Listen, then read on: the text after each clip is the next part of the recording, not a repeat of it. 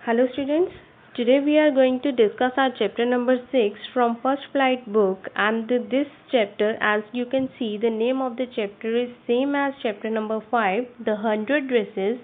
So it is a continuation of the previous chapter. So if you have not read chapter number 5, so you must read it first and then you will be able to understand this. So in our previous chapter we had read कि जो Wanda Petronski है she wins the drawing competition. यहाँ पे हमने finish किया था अपना 5th chapter. So afterwards what happens, let's see. While the class was circling the room, the monitor from the principal's office brought Miss Mason a note. अब जब सारे बच्चे वांडा पेट्रॉन्स्की की जो ड्राइंग्स हैं, ड्रेसेस की जो ड्राइंग है, वो देख रहे थे अपने पूरे रूम में जो हैंग की हुई थी, तो इन बिटवीन क्या होता है, मॉनिटर प्रिंसिपल ऑफिस से एक नोट लेके आता है, पेपर लेके आता है जिसमें कुछ लिखा होता है, and he hands it over to Miss Mason. वो क्लास टीचर मिस मेसन को देता है. Miss Mason read it several times and studied it thoughtfully for a while. और मिस मेसन उस नोट को बहुत ही केयरफुली और ध्यान से देखती है और पढ़ती हैं, बहुत बार पढ़ती हैं उसे. And then she clapped her hands. और now after reading that note she clapped her hands. Why? To gain the attention of students. That means she wanted to say something to the students, so she clapped her hands to make all the children attentive. Attention class, everyone back to their seat. When the shuffling of the feet had stopped and the room was still and quiet, Miss Mason said, I have a letter from Wanda's father that I want to read to you. Now to gain attention, she clapped her hands and she says everyone to move back to their seats. And when the shuffling of the feet had stopped, और जब सारी movement, जैसे बच्चे जो इधर उधर जाते हुए मूवमेंट करते हैं, तो जो मूवमेंट की आवाज़ थी जब वो ख़त्म होगी and the room was quiet and still, तो मिस मेसन ने कहा, I have a letter from Wanda's father. मेरे पास एक लेटर है जो कि वांडा के फादर ने भेजी है, and I want to read it to you, और मैं आपको वो पढ़कर सुनाना चाहती हूँ.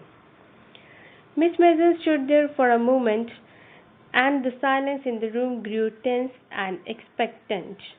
सो अभी जैसे और ज़्यादा इंटरेस्टेड बनाने के लिए बच्चों को मिस मेसन जो है उस नोट को हाथ में लिए हुए कुछ एक मोमेंट के लिए वहीं पे स्टिल खड़ी रहती है.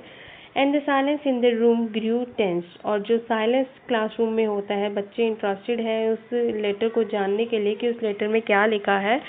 सो ये जो साइलेंस, जब एकदम चुप करके बच्चे बैठ जाते हैं तो ऐसा एक टेंस सा एनवायरनमेंट बन जाता है, and all were interested to know what was written in the letter. The teacher adjusted her glasses slowly and deliberately. और टीचर और ज़्यादा बच्चों को इंटरेस्टेड करने के लिए अपनी ग्लासेस को, अपनी स्पेक्टिकल्स को एडजस्ट करती है. डिलिबरेटली मीन्स जानबूझकर, और थोड़ा सा और सीरियस एनवायरनमेंट क्रिएट करना चाहती है वो क्लास में. Her manner indicated that what was coming. This letter from Wanda's father was a matter of great importance. And this behavior of teacher, that she was just adjusting her glasses and she stood for a moment still without making any comments. So ये जो environment वो create कर रही थी, so it was just telling something or giving some hint about the letter जो Wanda के father ने भेजी थी. So it was telling कि ये जो बात अभी टीचर कहने वाली है जो लेटर में लिखी है, that is of great importance. So everybody listened closely as Miss Mason read the brief note. तो हर एक स्टूडेंट जो भी क्लास में प्रेजेंट थे वो बहुत ही ध्यान से, क्लोजली मीन्स बहुत अटेंशन के साथ, बहुत ध्यान से, केयरफुली वो मिस मेसन को सुनने लगी, जो कि वो ब्रीफ नोट जो उस लेटर में था जब वो मिस मेसन ने पढ़ के सुनाया. Dear teacher, my Wanda will not come to your school any more. Now her father had written कि मेरी वांडा, मतलब मेरी बेटी वांडा आज अब स्कूल नहीं आएगी, आपके स्कूल नहीं आएगी. जैक ऑल्सो, और जैक भी स्कूल नहीं आएगा. Now we move away to big city. और अब हम एक बहुत बड़ी सिटी में जा रहे हैं. No more holler Polack. No more holler Polack. Holler is loud shout and Polack means एक ऑफेंसिव वर्ड जो पोल्स के लिए, पॉलिश कम्युनिटी के लिए यूज़ किया जाता है. लाइक किसी को कॉम्प्लेक्स क्रिएट करने के लिए किसी में, या फिर किसी को नीचा दिखाने के लिए जब ऊंची आवाज़ में ऑफेंसिव वे से किसी को बुलाया जाता है तो पोलैक करके बोलते हैं पोल्स को और पॉलिश कम्युनिटी के लोगों को. No more ask why funny name. अब कोई भी अब ये नहीं पूछेगा कि तुम्हारा नाम इतना फ़नी क्यों है, क्योंकि may be he was also aware कि वांडा ने घर पे बताया होगा अपने पेरेंट्स को कि उसके साथ उसके नाम के कारण उसका नाम जैसे इतना फ़नी लगता है अमेरिकन चिल्ड्रंस को, तो मे बी उसने ये सारी चीज़ें अपने घर पे बता रखी थी। So her father was also worried, और वो कहते हैं इस नोट में कि अब कोई भी ये नहीं कहेगा कि तुम्हारा नाम इतना फ़नी क्यों है। Plenty of funny names in the big city, क्योंकि एक बड़ी सिटी में बहुत सारे फ़नी नेम्स होते हैं, बहुत सारे लोगों के फ़नी नेम्स होते हैं, और कोई किसी को नहीं पूछता कि तुम्हारा नाम ऐसा क्यों है। Yours truly Jan Petronski. So her father's name is Jan Petronski. A deep silence met the reading of this letter। और जैसे ही टीचर ने ये लेटर रीड किया तो वहाँ पे पूरे क्लास में बहुत डीप साइलेंस क्रिएट हो गया, एक साइलेंस वाला एनवायरनमेंट, प्रॉपर साइलेंस क्रिएट हो गया। Miss Mason took off her glasses, blew on them and wiped them on her soft white handkerchief। तो मिस मेसन ने after reading this note she took of her glasses, उसने glasses को remove किया और उस पर ब्लू किया, मतलब फूंक मारी, और उसको वाइप किया अपने हैंकरचीफ से, वाइट कलर के सॉफ्ट हैंकरचीफ से उसने उन ग्लासेस को वाइप किया। And then she put them on again and looked at the class, और फिर से दोबारा पहना और फिर सारे क्लास में जो स्टूडेंट्स हैं उनकी तरफ देखा। When she spoke her voice was very low, और इस बार जब टीचर क्लास में स्टूडेंट्स को एड्रेस कर रही थी तो टीचर की आवाज़ जो बहुत ज़्यादा स्लो हो गई थी। I'm sure that none of the boys and the girls in the room 13 would purposely and deliberately hurt anyone's feeling because his or her name happened to be a long unfamiliar one। अब teacher is saying कि मुझे पूरा विश्वास है कि कोई भी girl या बॉय इस हमारे रूम में, रूम नंबर 13 में पर्पसली, मतलब जानबूझकर, डेलिबरेटली एंड पर्पसली, जानबूझकर या किसी मोटिव के साथ या किसी की फीलिंग्स को हर्ट करने के लिए उसके नाम का, जो कि अनफेमिलियर हो या फिर लॉन्ग हो, तो उसके नाम का मजाक नहीं उड़ाएगा और ना ही किसी ने ऐसा किया होगा। I prefer to think that what was said in thoughtlessness। और मुझे लगता है कि जो भी हुआ सब बिना सोचे समझे हुआ, अनजाने में हुआ। अब क्या हुआ था कि वांडा पेट्रॉन्स्की को उसके नाम के कारण या फिर उसकी अपीयरेंस के कारण और या फिर उसके कल्चर या कम्युनिटी के कारण उसका मजाक उड़ाया जा रहा था कि that because she was not basically belonging to America and she had come from Poland, and that's why she belonged to a Poles community or known as Poles। So जो भी हुआ वांडा के साथ, तो टीचर का कहने का ये मतलब है कि जो भी वांडा के साथ हुआ, आई होप कि वो जो सब अनजाने में हुआ, किसी ने जानबूझकर उसकी फीलिंग्स को हर्ट नहीं करने की कोशिश की। So I know that all of you feel the way I do. और अभी टीचर कह रही है कि और मुझे लग रहा है कि आप लोग भी वैसा ही फील कर रहे हैं जैसा कि मुझे फील हो रहा है। That this is a very unfortunate thing to do have happen, कि और जो हुआ बहुत ही ज़्यादा बुरा हुआ। अनफॉर्चुनेट थिंग हुई कि वांडा पेट्रॉन्स्की के पेरेंट्स ने ऐसा लिख के भेजा कि अब मेरी बेटी या मेरा बेटा स्कूल नहीं आएंगे। Unfortunate and sad both. अब ये अकेला अनफॉर्चुनेट नहीं था, रादर सैड भी था, कि बहुत दुख की बात भी है कि अब वो स्टूडेंट्स को इस वजह से स्कूल छोड़ना पड़ा।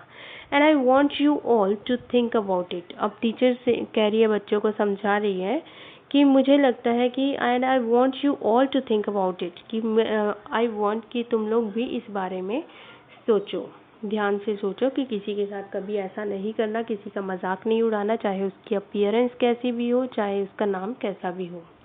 The first period was a study period. Maddie tried to prepare her lessons, but she couldn't put her mind on her work।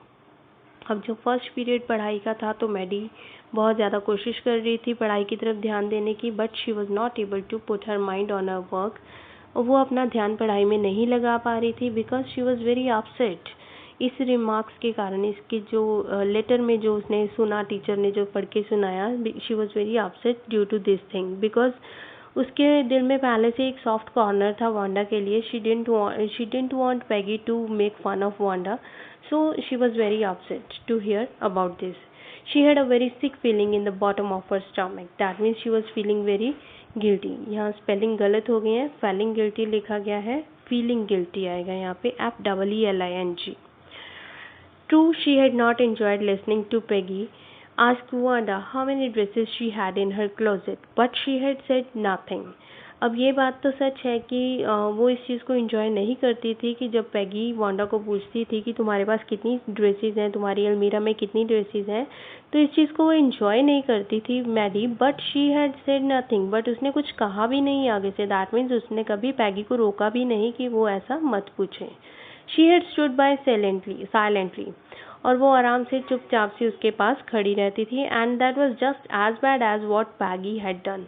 और इस तरह से वो भी उतनी ही बुरी थी जितना उसने भी उतना ही बुरा किया जितना पैगी ने उसका मजाक उड़ाकर, वांडा का मजाक उड़ाकर बुरा किया. Words even she is saying कि उसने तो और भी बुरा किया कि चुप रहकर. She was a coward. अब वो अपने आप को कॉवर्ड कह रही है. कॉवर्ड इज डरपोक पर्सन होता है जो जिसके पास हिम्मत नहीं होती किसी के अगेंस्ट कोई आवाज़ उठाने की. At least Peggy hadn't considered they were being mean, but she Maddie had thought they were doing wrong. At least अब वो अपने आप को कॉवर्ड क्यों कह रही है या फिर और भी बुरी क्यों कह रही है, क्योंकि at least Peggy had not considered that they were being mean. But क्योंकि पैगी ने तो ये रियलाइज़ ही नहीं किया कि वो गलत कर रही हैं वांडा के साथ उसका मजाक उड़ा के. बट मैडी जिसने तो ये सोचा था कि वो गलत करे, इवन देन उसने आवाज़ नहीं उठाई, उसने पैगी को मना नहीं किया. So that's why she is saying herself worse than Peggy also. She could put herself in Wanda's shoes. अब वो तो अपने आप को वांडा की जगह रख कर देख सकती थी क्योंकि she was also belonging to a poor family. Goodness wasn't there anything she could do. But अब क्या था कि वो कुछ भी नहीं कर पाई थी इसके related. wasn't there anything she could do. अब क्या हो सकता था, वो क्या कर सकती थी. मैडी सोच रही है कि अब वो क्या कर सकती थी. If only she could tell Wanda she had not meant to hurt her feelings. काश कि वो वांडा को बता सकती कि उसकी जो she hadn't meant to hurt her feelings, कि उसका कोई मकसद नहीं था वांडा की फीलिंग्स को हर्ट करने का. She turned around and stole a glance at Peggy. और वो थोड़ा सा टर्न लेके, जैसे क्लासरूम में स्टडी पीरियड चल रहा है तो वो थोड़ा सा टर्न लेती है और पैगी की तरफ ध्यान देती है. But Peggy didn't look up, और पैगी जो है वो उसका ध्यान नहीं होता. पैगी डिडंट सी एट मैडी कि मैडी उसकी तरफ ध्यान दे रही है, ऐसा उसको पैगी को नहीं पता चला. She seemed to be studying hard, और ऐसा लग रहा था कि जो पैगी है वो अपनी पढ़ाई की तरफ उसका पूरा ध्यान है. She is studying well. Well, whether Peggy felt badly or not, Maddie had to do something. अब मैडी सोच रही है कि चलो जो भी है, पैगी को बुरा लगा या नहीं लगा, तो मैडी को कुछ ना कुछ ज़रूर करना चाहिए. She had to find Wanda Petronsky. अब मैडी ने क्या सोचा कि वो क्या करेगी. She thought कि she would find Wanda Petronsky. वो उसको ढूंढेगी वांडा को. Maybe she had not yet moved away. और शायद हो सकता है कि अभी वो वहाँ से मूव नहीं किए, बॉगिंस हाइट से, अपने घर से वो नहीं गए होंगे, वो जो बड़ी सिटी में जाने वाले थे. Maybe she would not have gone or moved. Maybe Peggy would climb the heights with her. अब ना मैडी ये भी सोच रही है कि शायद, पता नहीं, पैगी उसके साथ बॉगिंस हाइट्स पे जाएगी या नहीं. And they would tell Wanda she had won the contest. और कह रही है कि शायद वो चली जाए, पैगी भी उसके साथ उस बॉगिंस हाइट पे, और वो जाके वहाँ पे उसको वांडा को बताएंगे कि उसने वो कॉन्टेस्ट जो है वो उसने जीत लिया है. And that they thought she was smart and the 100 dresses were beautiful. और वो सोच रही है, प्लान कर रही है कि और साथ में ये भी कहेंगे कि वांडा बहुत अच्छी है, she is very smart, and also जो उसने ड्रेसेस डिज़ाइन किए वो भी बहुत ज़्यादा सुंदर है. When school was dismissed in the afternoon, Peggy said with pretended casualness, "Hey, let's go and see if that kid has left town or not." अब जब स्कूल फिनिश होता है, छुट्टी हो जाती है दोपहर में, तो पैगी बहुत ही कैजुअलनेस के साथ, प्रिटेंडेड कैजुअलनेस मतलब ऐसा शो कर रही है कि उससे कोई फ़र्क ही नहीं पड़ा वांडा के लेटर को सुन के, या वांडा के फादर ने जो नोट भेजा उसको सुन के उसे कोई फ़र्क नहीं पड़ा. तो आराम से मैडी को बोलती है, हे लेट्स गो एंड सी, चलो चलते हैं और देखते हैं कि अभी तक वांडा वहाँ से गई है या नहीं. So Peggy had the same idea. Maddie ने सोचा, और मैडी को ये जानकर अच्छा लगा कि पैगी के दिमाग में भी सेम चीज़ ही चल रही है. She also wanted to see Wanda. Peg was really all right. और इस टाइम मैडी को लगा कि पैगी जो है वो एक्चुअल में ही सही है, वो अपनी जगह सही है, she was not intended to make fun of Wanda or hurt her feelings. The two girls hurried out of the building, up the street toward Boggins Heights, the part of the town that wore such a forbidding air on this kind of a November afternoon, drizzly, damp and dismal. So दोनों girls जल्दी से school की building से बाहर आई और उस street की तरफ बॉगिंस हाइट की तरफ जाती थी वो स्ट्रीट की तरफ चल पड़ी. And it was that part of the town that was such a forbidding air, जहाँ पे जो एनवायरनमेंट होता था बहुत ही ज़्यादा, जहाँ पे बहुत हवा जो चलती थी बहुत ज़्यादा ठंडी थी, बहुत चिल्ड हवा चलती थी. And on this kind of November afternoon, और नवंबर आफ्टरनून में भी वहाँ के जो वो फॉरबिडिंग एयर, यहाँ पे बोला जा रहा है कि इन्वायरमेंट अच्छा नहीं था, क्लाइमेट वहाँ का अच्छा नहीं था. And drizzly, damp and dismal. और क्या क्या था वहाँ पे? ड्रिजली तो जैसे थोड़ी थोड़ी बारिश हो रही थी ऑब्वियसली, उस वजह से चिली और बहुत ही चुभने वाली जो हवा चल रही थी. एंड डैम्प एंड डिस्मल, यहाँ पे एक और चीज़ है, डैम्प और dismal means expressing a state of hopelessness. और ऐसा वहाँ पे कुछ ऐसा लग रहा था जो आसपास का जो कह सकते हैं कि लोकेलिटी थी वो ऐसी थी कि कुछ होपलेसनेस वाला वहाँ पे इन्वायरमेंट सा क्रिएट हो रहा था, कि उम्मीद जैसे वो खो रहे थे कि शायद उनको वहाँ पे वांडा नहीं मिलेगी, और वहाँ पे अनकंफर्टेबल सा फीलिंग आ रही थी इनको. Well, at least, said Peggy gruffly, I never did call her a foreigner or make fun of her name. अब फिर पेगी ग्राफली बहुत ही लो और हार्श साउंड में बोलती है कि चलो जो भी हुआ, बट मैंने कभी भी उसको कभी फॉरेनर नहीं कहा, कि ये नहीं कहा कि वो दूसरी कंट्री से आई है. And I also didn't make fun of her name, और मैंने उसके नाम का मजाक भी कभी नहीं उड़ाया. क्यों? अब जो हमने बात पढ़ी है वो सिर्फ यही पढ़ी है कि उसको वो ड्रेसेस के लिए उसका फन करती थी, उसका मजाक उड़ाती थी, सिर्फ उसकी ड्रेसेस, हैट्स एंड उसके जो फुटवेयर्स के बारे में पूछने के लिए. अदरवाइज उसका नाम का या उसके कल्चर का या फिर उसके कम्युनिटी का उसने कभी ऐसे मजाक नहीं उड़ाया. I never thought she had the sense to know we were making fun of her anyway. और moreover Peggy is saying कि मुझे तो ऐसा भी नहीं लगा था कभी कि हम लोग उसका मजाक उड़ा रहे हैं. मतलब वो समझ रही है इस बात को कि हम उसका मजाक उड़ा रहे हैं, क्योंकि वो तो बहुत ही सीधी सी लगती थी. I thought she was too dumb and see look how she can draw. और मुझे लगा था वो तो एकदम डम सी है, एकदम सीधी सादी सी लड़की है, and she would not be able to understand और मेक आउट कि हम उसका उसका मजाक उड़ा रहे हैं, we are making fun of her. और देखो उसने किस तरह से इस चीज़ को ड्रॉ किया, मतलब किस तरह से उसे समझ आ रही थी इस चीज़ की कि हम उसका मजाक उड़ा रहे हैं. Maddie could say nothing. अब मैडी इस बात पे कुछ भी नहीं कह सकती थी, वो चुप रही. All she hoped was that they would find Wanda. अब वो क्या उम्मीद कर रही थी? सिर्फ यही कि काश वांडा उनको मिल जाए. She wanted to tell her that they were sorry they had picked on her and how wonderful this whole school thought she was, and please not to move away and everybody would be nice.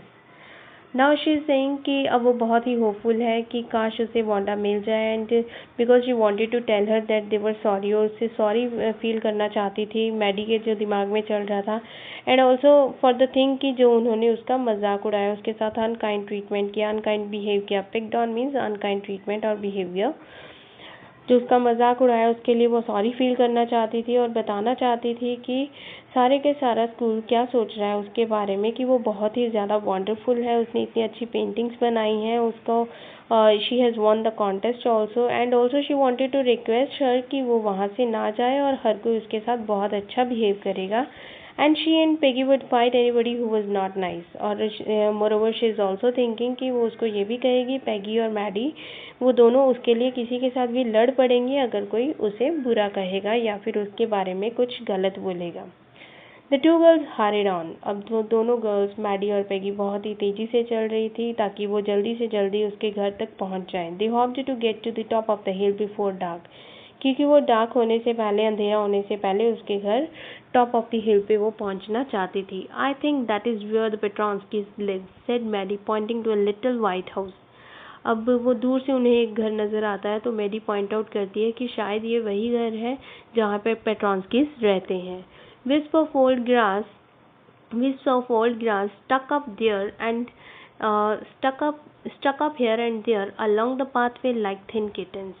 और जो wisps of old grass means bunches of the grass, वो इधर उधर stuck up हुए पड़े थे, इधर उधर इकट्ठे पड़े हुए थे। लाइक बहुत कई बार ये होता है कि ग्रास कटिंग नहीं हुई होती, या फिर इकट्ठा ग्रास जो है कहीं उग गया होता है, या फिर बंचेस उनके बने हुए, जैसे कुछ भी एक किसी चीज़ का गुच्छा होता है, दैट इज़ विस्प।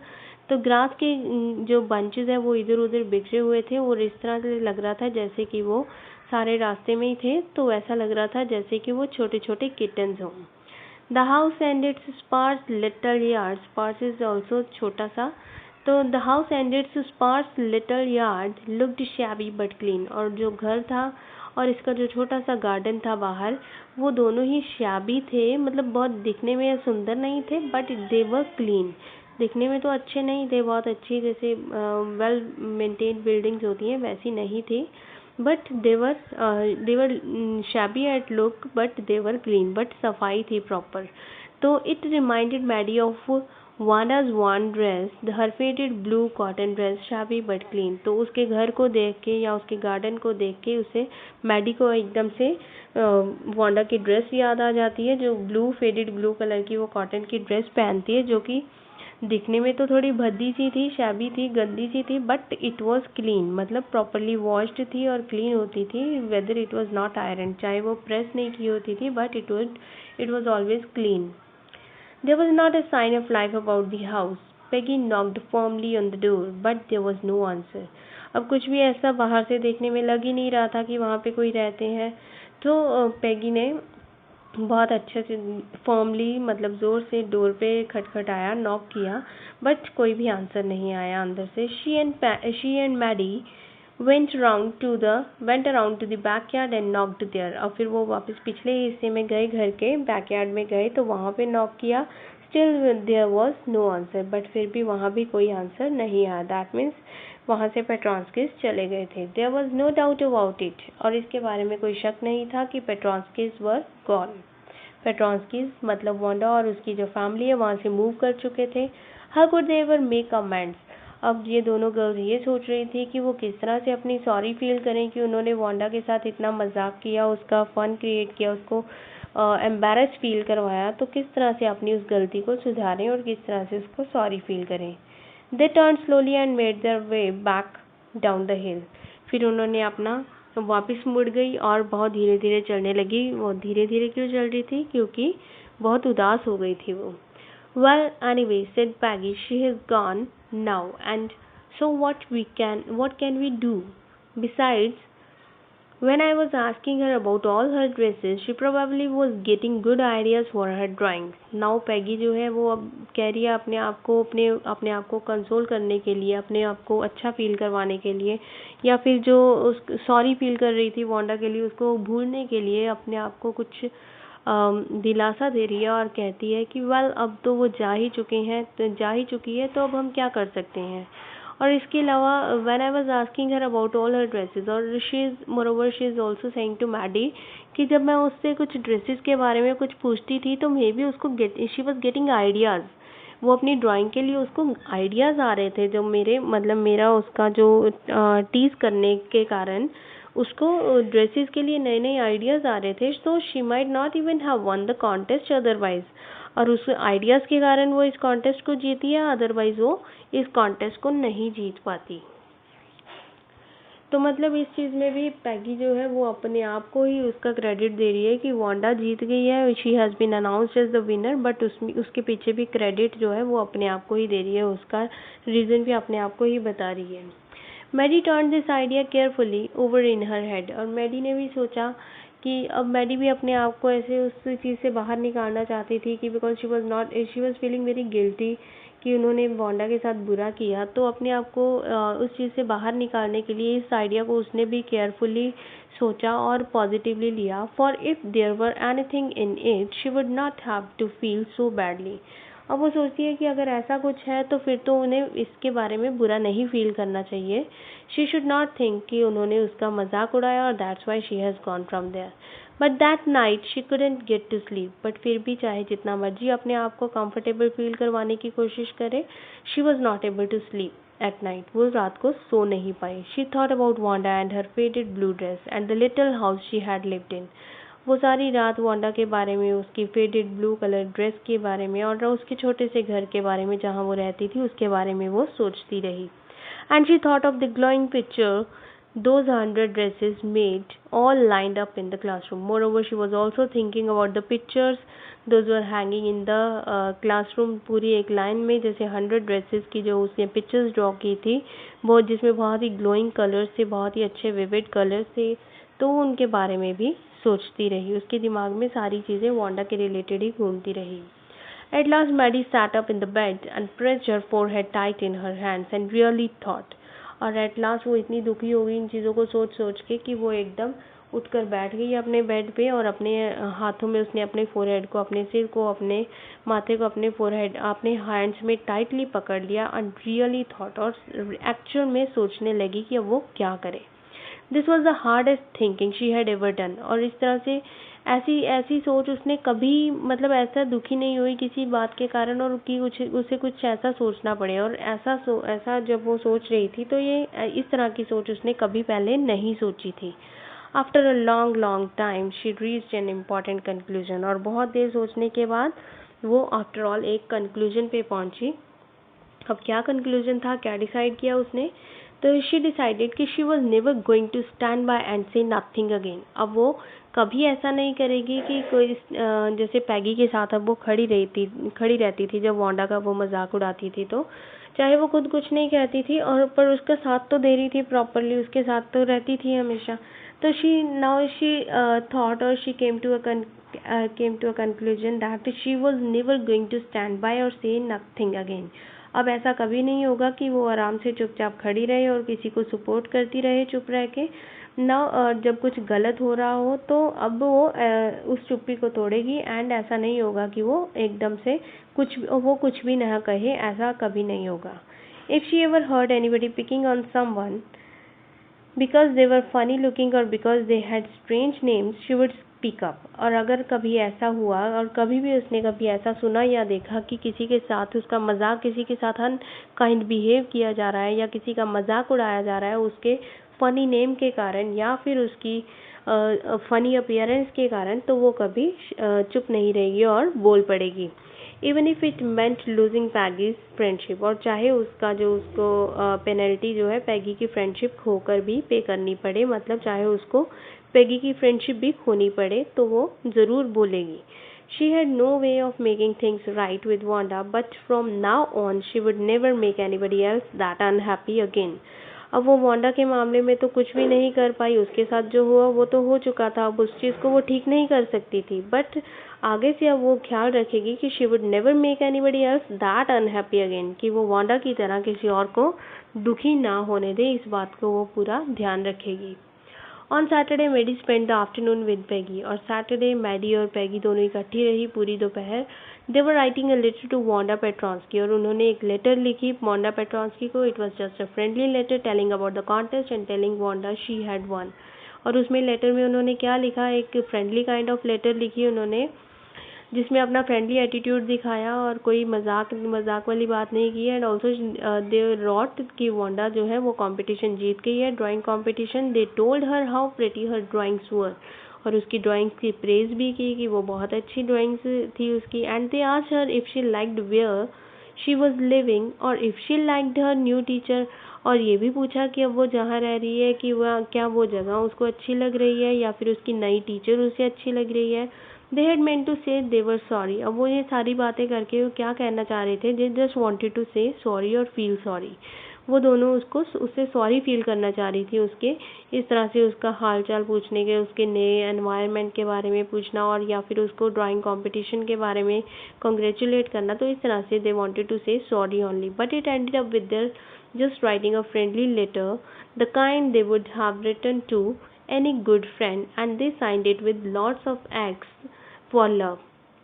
तो उन्होंने इस तरह की जो लेटर लिखी, एक just kind of friendly letter, जैसे वो किसी अपनी फ्रेंड को, अच्छी फ्रेंड को लिखती हैं, तो ऐसी ही लेटर उन्होंने उसे लिखी वांडा पेट्रॉन्स्की को. और लास्ट में उन्होंने साइन किया उस लेटर के ऊपर जिसमें बहुत सारे एक्स लिखे फॉर लव, अपना ये शो करने के लिए कि दे लव हर, दे लाइक हर.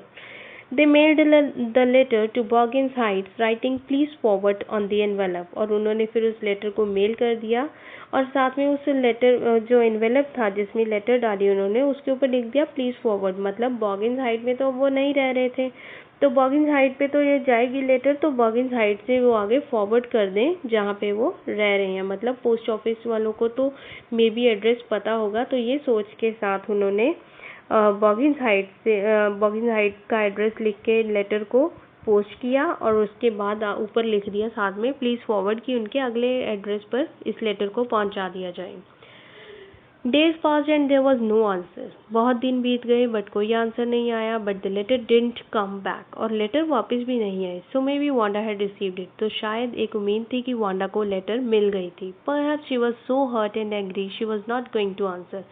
और ये भी सोच रही थी ये दोनों गर्ल्स कि शायद वांडा इतनी ज़्यादा नाराज़ थी और इतनी ज़्यादा हर्ट हुई थी उनके रिमार्क्स के कारण कि वो वापस रिप्लाई नहीं करेगी। यू कुड नॉट ब्लेम हर, और इसके लिए वांडा को ब्लेम नहीं किया जा सकता था क्योंकि जो भी हुआ एक्चुअल में ही बहुत बुरा हुआ था वांडा के साथ। So weeks went by and still Wanda didn't answer. बहुत सारे वीक्स बीत गए, अभी भी वांडा को कोई रिप्लाई नहीं आया। Peggy had begun to forget the whole business, और पेगी ये सारी बातें वांडा के बारे में सब भूलना शुरू हो गई। And Maddie put herself to sleep at night, और मैडी जो है Maddie put herself to sleep at night, making speeches about Wanda, defending her from great crowds of girls. But Maddie जो है वो इस बात को नहीं भूल पाई थी, जो ट्रीटमेंट उन्होंने मैडी के साथ वांडा के साथ किया था वो इस चीज़ों को नहीं भूल पाई थी। तो अपने आप को किस तरह से रात को सुलाती थी, किस तरह से कोशिश करती थी वो रात को सोने की। She use to talk about Wanda, वो वांडा के बारे में बातें करती अपने आप से ही। एंड डिफेंडिंग हर फ्रॉम, और ऐसा इमेजिन करती कि वो उसको डिफेंड कर रही है, उसको सेव कर रही है बहुत सारी गर्ल्स से जो उसको टीज़ कर रही हैं, टीज़ करने की कोशिश कर रही हैं, तो वो उसको उनकी टीजिंग से बचाने की कोशिश कर रही है, ऐसा वो इमेजिन करती रहती। How many dresses have you got, और जो बाकी गर्ल्स जिस तरह से उसको टीज़ करती थी कि उसको ड्रेसेस के बारे में पूछ के, तो मैडी इज़ जस्ट इमेजिनिंग कि वो उनको उनके अगेंस्ट आवाज़ उठा के वो उसको सेव कर रही है, उसको हर्ट होने से बचा रही है। And before Wanda could press her lips together in tight line the way she did before answering, Maddie would cry out stop. और मैडी ये भी इमेजिन कर रही है, और जैसे कि वांडा की हैबिट थी कि वो एकदम से चुप कर जाती थी जब कोई आंसर देना होता था, टाइटली अपने लिप्स को टाइट कर लेती थी एक टाइट लाइन की तरह। तो बिफोर आंसरिंग जब उसका ये नेचर थी कि कोई भी चीज़ का आंसर देना है तो अपने लिप्स को प्रॉपरली टाइट कर लेती थी। तो ऐसा कह रही है वांडा, मैडी ये सोच रही है कि जब वांडा ऐसा करने ही वाली होती तो मैडी एकदम से क्राई आउट करती कि stop, and then everybody would feel ashamed the way she used to feel, और हर किसी को फिर उस टाइम पे शर्म आ जाती और वो चुप कर जाते। उसका फन बनाने से उसका जो मजाक क्रिएट कर रहे थे, तो उस मजाक से के कारण उन्हें खुद भी ऐसा अशेम्ड फील होता है जैसा कि वांडा के वो फील करवाना चाहते थे। Now it was Christmas. It was Christmas time and there was snow on the ground. और अब दिसंबर मंथ आ गया, as you know कि क्रिसमस होता है हमारे 25 ऑफ दिसंबर को। तो बहुत सारा टाइम ऐसे ही बीत गया, बहुत सारे हफ्ते बीते, कोई आंसर नहीं आया। और अब ये क्रिसमस टाइम था और स्नो ही स्नो थी सारी जगह पर। Christmas bells and the small tree decorated the classroom, और जब क्रिसमस आया तो क्लासरूम भी डेकोरेट किया गया क्रिसमस बेल्स के साथ और स्मॉल ट्री के साथ। On the last day of the school before the holidays, और आज के दिन क्या होना था, हॉलीडेज स्टार्ट होनी थी, तो it was the last day of the school before holidays. And the teacher showed the class a letter she had received that morning, और उस मॉर्निंग टीचर को एक लेटर मिली थी जो वो स्टूडेंट्स को शो करना चाहती थी। और वो लेटर क्या थी, let's see. You remember Wanda Petronsky, the gifted little artist who won the drawing contest? Now teacher is asking the students कि आपको याद है वो छोटी सी आर्टिस्ट वांडा पेट्रॉन्स्की जिसने ड्राइंग कॉन्टेस्ट जीता था? Well, she has written me, और उसने मुझे लेटर लिखी, and I am glad to know where she lives, और मैं बहुत खुश हूँ ये जानकर कि वो कहाँ रहती है, because now I can send her medal, क्योंकि अब मैं उसके नए एड्रेस पर उसको मेडल भेज सकती हूँ उसका जो उसने विन किया था। I want to read her letter for you और to you, और मैं उसकी लेटर जो है आपको पढ़ के सुनाना चाहती हूँ। So the class sat with a sudden interest and listened, और सारे स्टूडेंट्स बहुत ही आराम से बैठ गए और बहुत इंटरेस्टिंग वे से वो बहुत केयरफुली सुनने के लिए रेडी हो गए। लिसन इंटेंटली और बहुत क्लोजली विद अटेंशन उन्होंने इस लेटर को सुना। Dear miss Mason, how are you and room 13। Now अपनी लेटर में वांडा ने पहले टीचर और फिर उसके बाद सारे स्टूडेंट्स जो रूम 13 के थे उनका हाल चाल पूछा। Please tell the girls they can keep those 100 dresses because in my new house I have 100 new ones all lined up in my closet. अब अभी भी उस वांडा को उसको वो रिमार्क याद है कि जो वो कहती थी, I am having 100 dresses and all lined up in my closet. तो मे बी उसको एक्चुअल में उस चीज़ का फील हुआ था, हर्ट हुआ था कि अभी भी वो रिमार्क जो अपने दिमाग से नहीं निकाल पाई है। एंड शी टोल्ड कि जो गर्ल्स हैं उनको बोलो कि वो ड्रेसेस रख सकती हैं, सारी गर्ल्स जो रूम 13 की हैं, बिकॉज मेरे नए घर में मेरे पास और 100 ड्रेसेस हैं और सारी की सारी मेरे क्लोजेट में एक लाइंड में है, मतलब लाइन में लगी हुई है, हैंग की हुई है। I'd like that girl Peggy to have the drawing of the green dress with the red trimmings. अब मैं चाहती हूँ कि पैगी को वो मेरी जो ग्रीन ड्रेस वाली ड्राइंग है जिसके ऊपर रेड ट्रिमिंग्स हैं ड्राइंग ड्रेस के ऊपर, वो वाली ड्राइंग जो है मेरी वो पैगी को दे दी जाए। And her friend Maddie to have the blue one, और ब्लू वाली ड्रेस ड्राइंग जो है वो मैडी को दे दी जाए। For Christmas I miss that school and my new teacher doesn't equalize with you. और जैसे कि आज क्रिसमस है, मैं इस स्कूल को और मैं बहुत मिस कर रही हूँ।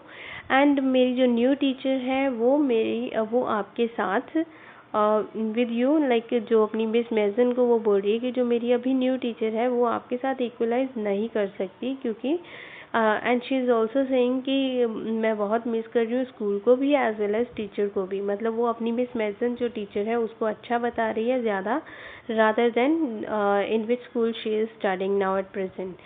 So Merry Christmas to you and everybody. अब वो सबको Merry Christmas wish कर रही है। And last, yours truly, Wanda Petronsky. So on the way home from school, Maddie and Peggy had their drawings very carefully. अब वो जो दो ड्रेसेस की जो ड्राइंग थी जिसको टीचर को बोला उसने देने के लिए पैगी को और मैडी को, तो वो दो ड्राइंग्स उन्होंने टीचर ने दे दी उनको, और वो बहुत ही ध्यान से ये दोनों लड़कियां अपनी ड्राइंग्स को घर पे ले जा रही थी रास्ते में। रास्ते में बहुत अच्छे से केयरफुली उसने उन ड्राइंग्स को हेल्ड किया हुआ था।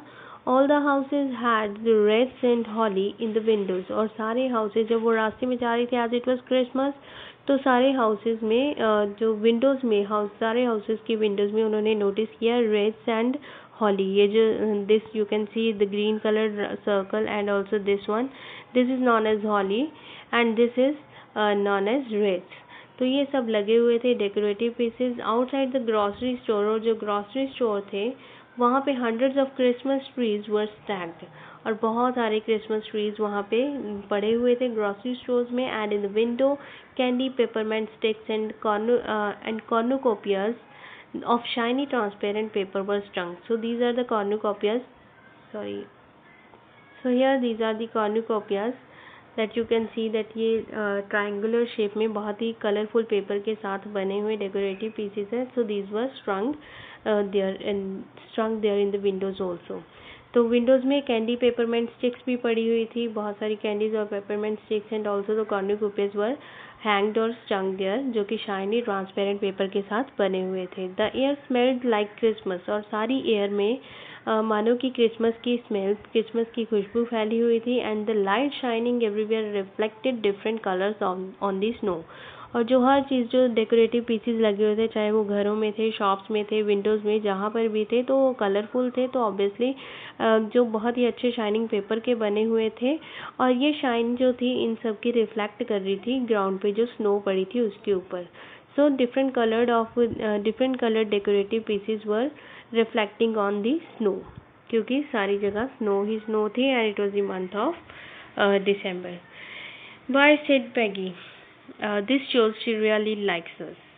तो वो पैगी जो है उसको बोलती, मैडी को एड्रेस करती है और बोलती है कि ऐसा अब ये ड्राइंग्स जैसे उसने हमें दी हैं तो इससे पता चलता है कि she really likes us. Moreover उसने हमें मेंशन किया अपनी लेटर में, तो वो हमें एक्चुअल में ही लाइक करती है। It shows she got hour later and this is her way of saying that everything is all right. अब ये भी पता चलता है कि उसे हमारी लेटर मिल गई थी and this is a way of saying, और ये जो उसने लेटर रिप्लाई भेजा है वो उसका एक कहने का एक वे है कि सब कुछ ठीक है, एंड दैट इज़ दैट, और बस इतना ही। I hope so said Maddie sadly, और मैडी बहुत ही दुखी है, अभी भी वांडा को वो याद करती है एंड शी इज़ सेइंग कि आई होप सो, कि काश ऐसा ही हो। She felt sad because she knew she would never see the little tight-lipped, polished girl again and couldn't ever really make things right between them. But अभी भी वो बहुत दुखी है मैडी, और वो सोचती है कि उसको पता है कि वो इसलिए दुखी है बिकॉज शी न्यू कि वो जानती है कि वो उस टाइट लिप्ड, मतलब जैसे उसकी हैबिट थी, as you can see in the picture also that is given aside. तो जो टाइट लिप्ड पॉलिश गर्ल, मतलब वांडा को वो दोबारा से नहीं मिल पाएगी and couldn't ever really make things right between them, और कभी भी उसको अपने दिल की बात नहीं बता सकेगी और कभी भी उसके साथ उसको सॉरी फील नहीं कर सकेगी face to face. So Maddie is very upset. She went home and she pinned her drawing over a torn place in the pink flowered wallpaper in the bedroom. अब मैडी अपने घर गई और उसके घर में जहाँ पे वॉलपेपर था उसके रूम में सारी जगह पिंक कलर के फ्लावर्स का, तो एक जगह से वो वॉलपेपर जो था थोड़ा सा फटा हुआ था, तो उसने जो ड्राइंग जो उसको गिफ्ट की गई थी वांडा के द्वारा जो उसको ड्राइंग दी गई थी एज अ गिफ्ट, तो उसने उस पिंक फ्लावर्ड पेपर वॉलपेपर जहाँ वो फटा हुआ था उस दीवार के ऊपर, उस फटी हुई जगह के ऊपर उस पेंटिंग को हैंग कर दिया, as you can see in the picture also. The shabby room came alive from the brilliancy of the colours, और वो जब उसने वहाँ पे पिक्चर हैंग की तो वो वहाँ पे जो ऑलरेडी शैबी लुक दे रहा था फटा हुआ वॉलपेपर, तो वो ब्रिलियंट कलर्स, उस ड्राइंग के ब्रिलियंट कलर से फिर से एकदम उस रूम में जान पड़ गई, मतलब बहुत अच्छा लगने लग गया। Maddie sat down on her bed and looked at the drawing, और मैडी अपने बेड पे बैठी और सामने ड्राइंग की तरफ देखे जा रही थी। She had stood by and said nothing, और वो वहाँ पे खड़ी हुई और बिल्कुल कुछ नहीं कहा, but Wanda had been nice to her anyway. But फिर भी वांडा अब शी इज़ थिंकिंग कि वो हमेशा पास में खड़ी रहती थी पैगी के पास, जब पैगी उसका मजाक उड़ाती थी और वो कुछ भी नहीं कहती थी, but Wanda had been nice to her anyway, but फिर भी वांडा ने बहुत अच्छा बिहेव किया, उसको ये ड्रेस डिज़ाइन जो था ड्राइंग थी वो उसको गिफ्ट की। टीयर्स ब्लड हर आइज, तो इस तरह से सोचते हुए उसकी आंखों में आंसू आ जाते हैं and she gazed for a long time at the picture, वो उस पिक्चर को बहुत ही लंबे समय तक देखती रही continuously. Then hastily she rubbed her eyes and studied it, और फिर उसने जल्दी से अपनी आइज रब की, मतलब उसने अपने आंसू पहुँचे और स्टडीड इट, मतलब बहुत ध्यान, स्टडीड इट इंटेंटली मीन्स उसने बहुत ध्यान से उस पिक्चर की तरफ देखा। The colors in the dress were so vivid that she had scarcely noticed the face and head of the drawing. अब कलर्स उसमें जो ड्रेस के कलर्स थे वो इतने अच्छे थे, इतने ब्राइट थे, इतनी अच्छी लुक दे रहे थे कि उसने जो उसका फेस ड्रॉ किया हुआ था उस ड्राइंग के ऊपर, फेस और हेड, तो वो उसकी तरफ उसने ध्यान ही नहीं दिया था। But it looked like her, but अब वो ध्यान से उस पेंटिंग को देख रही है तो उसे पता चल रहा है कि ये तो एक्चुअल में उसी का फेस लग रहा है। But it looked like her Maddie, it really looked like her on mouth, और ये जो उसका मुंह था उस पेंटिंग का और फेस था वो सब मैडी को ही रिजेंबल कर रहे थे। Why it really looked like her on self, और ये ऐसा उसके ही तरह क्यों दिख रहा था उसको उस ड्राइंग का face. Wanda had really drawn this for her, क्योंकि वांडा ने ये ड्राइंग जो है एक्चुअल में ही मैडी के लिए ड्रॉ की थी। Excitedly she ran over to Peggy's, और फिर वो बहुत ही एक्साइटेड होती है इस चीज़ को देख के, बहुत खुश हो जाती है and she ran over to Peggy's, मतलब वो पैगी की पेंटिंग देखने के लिए जल्दी से दौड़कर चली जाती है। Peg, she said, let me see your picture. What is the matter? asked Peggy as they clattered up to her room where Wanda's drawing was lying face down on the bed. अब वो जल्दी से जाती है और जल्दी जल्दी से बोलती है, पैग मुझे अपनी पिक्चर दिखाओ, मुझे तुम्हारी पिक्चर देखनी है। अब पैगी ये दोनों भागती हुई अपने रूम की तरफ, पैगी के रूम की तरफ जाती हैं जहाँ पे जो उसको पैगी को गिफ्ट की हुई पिक्चर जो थी ड्राइंग थी वो लाइंग फेस डाउन, मतलब उल्टी करके उसके बेड के ऊपर पड़ी थी, वहाँ पर वो भागती हुई जाती हैं और पैगी कहती है कि क्या हुआ, what is the matter. Maddie carefully raised it, और मैडी ने उस पिक्चर को बहुत ध्यान से उठाया, बहुत आराम से, carefully. Look she Drew you, देखो उसने तुम्हें ड्रॉ किया, दैट्स यू, इसके अंदर तुम हो, मतलब जो उस ड्राइंग का फेस है वो पैगी को रिजेंबल कर रहा है। She explained and then the head and the face of this picture did look like Peggy, और एक्चुअल में वो जो फेस था और हेड था उस पिक्चर में भी रेड ग्रीन कलर के जो पेंटिंग में, वो red green colour dress painting में वो एक्चुअल में ही पैगी का फेस ड्रॉ किया हुआ था। व्हाट डिड आई से, मैंने क्या कहा था, सेड पैगी, पैगी ने कहा कि मैंने तुम्हें क्या कहा था, she must have really liked us anyway, कि उसे हम एक्चुअल में अच्छे लगते थे, वो हमें पसंद करती थी। Yes she must have agreed Maddie, हाँ अब मैडी एग्री कर गई इस बात पे कि हाँ एक्चुअल में वो हमें पसंद करती थी। And she ब्लिंक्ड away the tears that came every time she thought of Wanda standing alone in that sunny spot in the schoolyard, looking sturdily over at the group of laughing girls after she had walked off, or after she had said, "Sure, 100 of them all lined up." अब यहाँ पे Maddie जब भी Wanda को याद करती थी तो उसकी आंखों में आंसू आ जाते थे, तो इस टाइम भी ऐसा ही हुआ, उसकी आंखों में आंसू आ गए जब उसने वो पेंटिंग्स को देखा।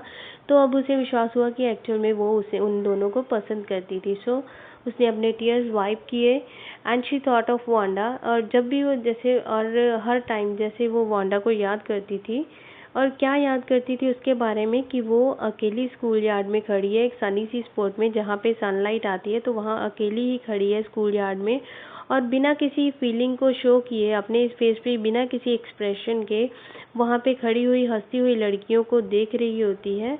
Looking stolidly over at the group of laughing girls after she had walked off, और जब उसके साथ मजाक किया जाता था, उसको उसकी ड्रेसेस के बारे में पूछा जाता था, और वहाँ से वो बहुत ही स्टोलिडली अपना आंसर देती थी कि उसके पास 100 ड्रेसेस हैं और सब की सब जो लाइंड है उसकी क्लोजेट में। और उसके बाद जैसे ही वो थोड़ा सा दूर जाती थी तो गर्ल्स पीछे से बहुत ज़्यादा ऊंचे से हंसना शुरू कर देती थी। तो ऐसा ही सीन मैडी जो है हमेशा जब याद करती थी तो उसकी आंखों में आंसू आ जाते थे। अब वो अगेन वी कैन फील कि मैडी जो है बहुत ही ज़्यादा मिस कर रही है वांडा को, और एक्चुअल में उसकी जो पेंटिंग है, जैसे पेंटिंग को देख के भी उसको हमेशा उसकी याद आती रहेगी। तो एक्चुअली शी लव्ड हर और शी लाइक्ड हर, और क्योंकि वो अपने आप को वांडा में फील करती थी कि क्योंकि वो खुद भी एक पुअर गर्ल थी, and Wanda Petronski was also belonging to a very poor family. तो अपने आप को उसके अंदर देखते हुए सोचती थी कि अगर उसके साथ भी कभी ऐसा होता तो she was having a soft corner for Wanda. So with this our chapter comes to an end. Thank you and have a nice day.